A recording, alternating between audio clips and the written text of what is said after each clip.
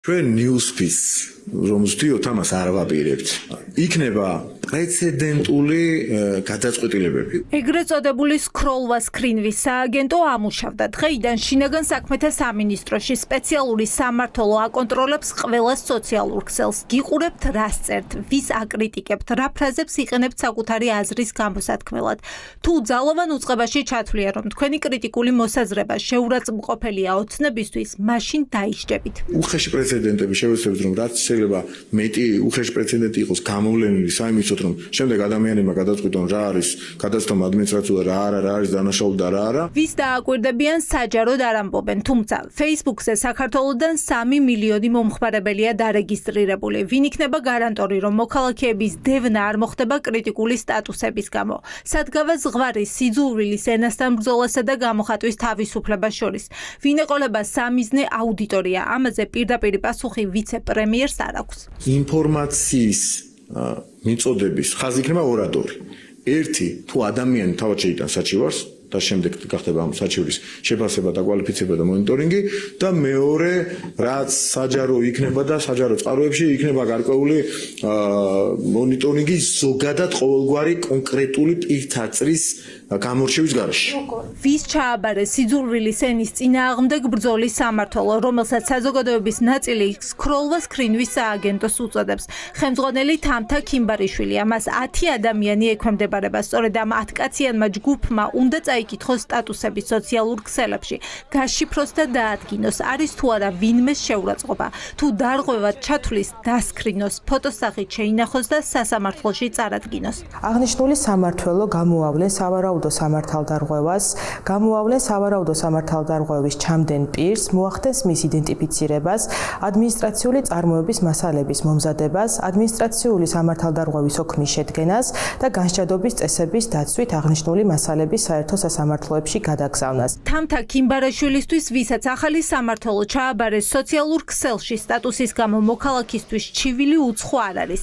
შინაგან საქმეთა სამინისტროში იურისტად მუშაობის დროს მას თავად აქვს მოქალაქის წინააღმდეგ საჩივარი შეტანილი სტატუსის და კომენტარის გამო. შინაგან საქმეთა სამინისტროს იურისტმა პრეცედენტი შექმნა. ქალი, ვისი კომენტარიც მისთვის შეურაცხმყოფელი აღმოჩნდა, 2500 ლარით დააჯარიმეს.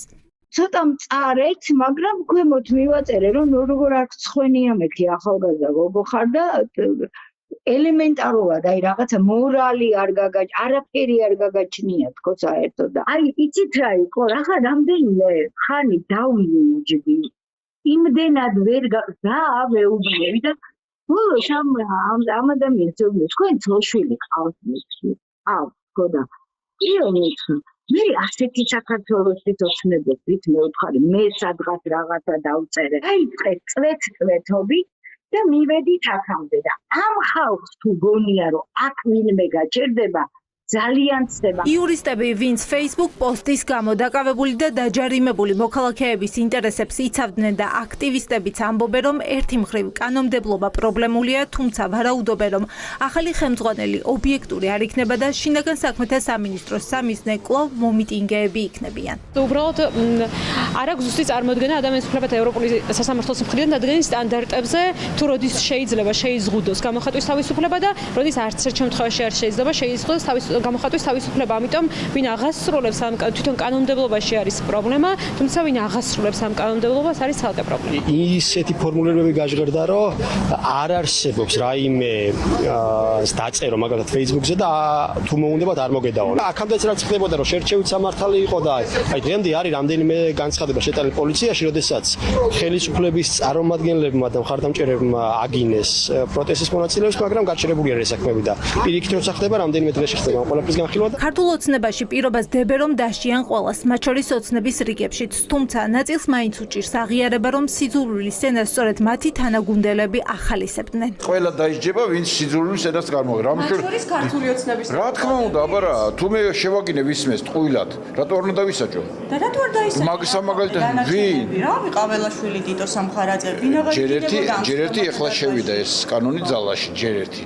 მეორეც ის იმას ჰქონდა თავის კონტექსტი და ეხლა კონტექსტი ყოველთვის შეიძლება მოძებნოთ ბატონო შოთა, მაგრამ აპირებთ რომ ახლა აღარ მოძებნით და თქვენ ხო გიქნებით რომ აღარ მოძებნით. დეპუტატებს რა ჭირს დასასჯელი მითხარით? სულ სიტყვებს ამბობენ იგინებიან. ვინ ამბობს, აბა? ვინ ამბობს? მიხეილ ყაველაშვილი იგინებოდა მაგალითად. მიხეილ ყაველაშვილი სად იგინებოდა?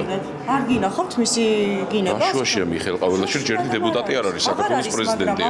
თუმცა მამუკა მდინარეძე პირობას ვერ დებს, რომ მისი თანაგუნდელი მოქალაქეების შეურაცხყოფით გამორჩეული დიტო სამხარაძე ამ ლექსიკას აღარ გამოიყენებს, ან თბილისის მერი კახა კალაძე სიძულვილის ენით აღარ ისაუბრებს. თქვენ რა იცით, რომ დიტო სამხარაძეს მეგობრულად და თანამშრომლურად და თანაგუნდელობის ეგიდით მანამდეც თქვათ არ ესაუბრებოდი ამ თემაზე. უხერხულობას გრძნობს, შეეშინდება, ნაკლებად შეეშინდება და კანონს მეტპატვის ვიდრე შიში იქნება დომინანტი მისი პრევენციული ხასიათის მოქმედებებში. ეს არის უკვე რაღაც მისი ნებისმიერი ადამიანის პირადი გადასაწყვეტი. სამართლომ რა გადაწყვეტილება უნდა მიიღოს, როდესაც შევიდა შეტყობინება, ან თავად ნახეს, ან მოისმინეს ტელევიზიით ასეთი ფრაზები: თაფხედო, ნაძირალა, ბრიყვო, უტიფარო, უზრდელო. ყველა შემთხვევას აქვს ინდივიდუალური გადაწყვეტის. კახა კალაძე მიმართავს აი ამ სიტყვებით, რაც ჩამოგითვალეთ გავიგე, უკვე გაგეცით ამაზე პასუხი. ქართული ოცნება არ აღიარებს, თუმცა ოპოზიცია დარწმუნებულია, რომ ახალი სამმართველოს სიძულვილის ენასთან ბრძოლის გამოცხადებაც ოცნების მორიგი გეგმა საზოგადოება წნეხში მოაქციოს, დააშინოს და კრიტიკული აზრი ახლა სოციალური ქსელიდან გააქროს. ივანიშვილის პირობებში 14 წლის განმავლობაში აგუგუნდა ორი დიდი ქარხანა. ერთი იქნება სკროლვის ქარხანა დღეიდან, რომლებიც იძალადებს თავისუფალ აზრზე და თავისუფალ სიტყვაზე და მეორე არის ივანიშვილის პირობებში აგუგუნებული ტროლების ქარხანა, რომელიც ძალადობს ადამიანების გონებაზე, ტყუილით, პროპაგანდით. ყველა ის პირი, რომელიც დღეს თითქოს და საუბრობს ქართული ოცნებიდან სიძულვილის ენის გაქრობაზე ან შემცირებაზე, თავად არიან სიძულვილის წყარო. მე პირადად ვაპირებ, რომ მე მათ გაუგზავნო, მათივე დაქირავებული ადამიანები, როგორი ენით წერენ, რა საშინელი ტერმინებით აყენებენ ადამიანებს შეურაცხყოფას და ცილს წამებენ და მოდი იკულიონ ეს მასალები და მიხვდებიან სად შეტოპეს. ეგრეთ წოდებული სკროლვა სკრინვის სააგენტო დღეს ამუშავდა. ვინ აღმოჩნდება პირველი, ვის წინააღმდეგაც სასამართლოში საჩივარი შევა, ვის დაეკისრება ჯარიმა ან პატიმრობა. ეს როგორც დაანონსეს, რამდენიმე კვირაში გაირკვევა.